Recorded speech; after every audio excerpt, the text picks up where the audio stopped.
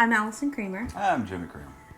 We have been together almost 20 years, and we got married in 1995. We wanted to share our story. It was a journey. Still is, so to speak. Fertility it can bring you together. It can rip you apart. It's part of life that you really take for granted. He made the appointment at the New Hope Center. Kinds of stuff. He was the cheerleader for it. He was the one that said, we're going to do this, and came home with a beautiful Feltman Brothers, gorgeous christening gown, and said, something's going in this. We're not stopping until something's going in this. We started this journey about, I guess it was February of 2010, and we went to the New Hope Center, and couldn't find anything wrong. Had no idea why we weren't getting pregnant after 18 years. Oh man.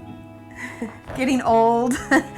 Jimmy's 52 now, and I'm 40, but we started this when we were 38 and 50. And the first IVF poll, the doctors were amazed. They got 22 eggs. They said, this is amazing, your body is responding well, and we thought that was it. We were like, this is good. This is all we had to do. It must have been structure, not us. And we went through the first transfer and didn't get pregnant. That was a devastating day. We couldn't understand why. Our bodies responded well. Everything seemed to be right. So we opted for, we had several frozen. So we did what they call an FET. It was a frozen embryo transfer. And found out a couple weeks before my 39th birthday that we were pregnant. And the joy was just unbelievable.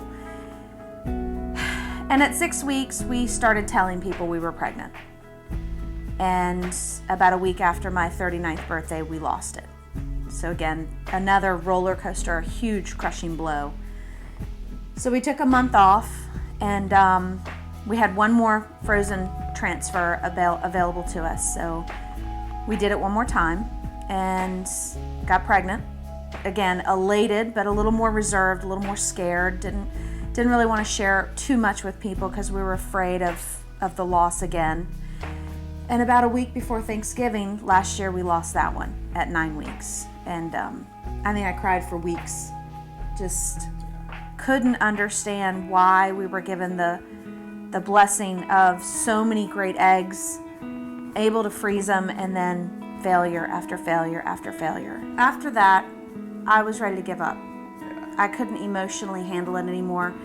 You can't imagine the mass amount of drugs, the mass amount of needles, the timed schedules, watching your clock. There's a series of needles and shots that have to be done at the specific time every day, twice a day. And if you miss it, you could completely ruin your entire cycle. And if you got a little bit of faith, that's your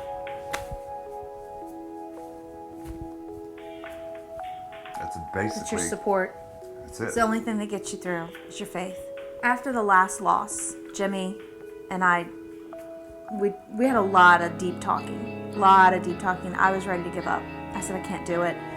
The stress on my body and the drugs and the hormones were just way too much. And I'm so glad, because he said, no, honey, let's just do it one more time. Just one more time. And now we have Aubrey. Aubrey is due this year of November 13th, 2012. So we're about 7 months along now, and the miracle of feeling a little one move inside of you and planning for her, it's amazing. It's a trip at 52. It's a new journey for Dad, so it's gonna be cool. We wanted people to understand that fertility it's hard, and not knowing why your body won't do what it's supposed to do. Yeah. And to be really considerate of families that aren't without kids because maybe they can't. The struggle of being young and not knowing why your body isn't working. Why month after month after month it just didn't work. And knowing that your husband has a child from a previous marriage, you know that he works. You know that there's one of the factors that have been answered. And I remember in the beginning of our marriage, 2 or 3 years in, and wondering what's wrong. I grew up as a Christian, and I went through the same thing that everybody does. You're trying to find your faith. You're trying to find what truth is and what isn't, and what you can believe in and what you can't believe in. I had to continue to rely on, there is a bigger picture that I just don't understand yet. That there is a reason, there is a struggle, and there's a story behind the struggle. I started to pray for specifics. I started to pray for a child, calling them already by name, Evan and Aubrey. And Jimmy and I started praying, at night before we went to bed together. And we started praying and being thankful for what we did have during the process.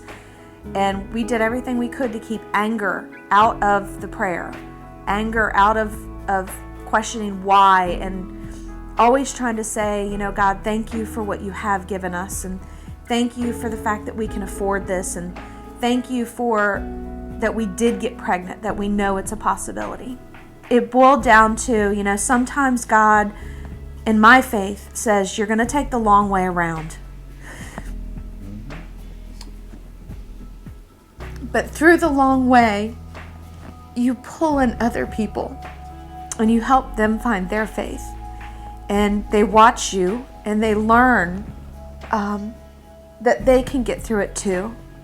And that there is a bigger plan. And I'm glad that my journey is ending with a child. Not every journey ends with a child. But everybody, through faith or through patience and through meditation and just through staying calm, can find peace at the end of their journey. Mine is happening with a child. And I just pray that other women that go through this, that they end up with peace. We definitely are a family that believes through a struggle. Human, you're going to get angry. You're going to ask why. You're not going to understand. You're going to be mad and you want to blame it on somebody, and you want to put a label on it and you want to pin it down. But ultimately, we as humans have no control. The only control we have is our faith and our calmness to get through it, to make a good decision. You do. It's true. You got to fall several times to become strong. You have to.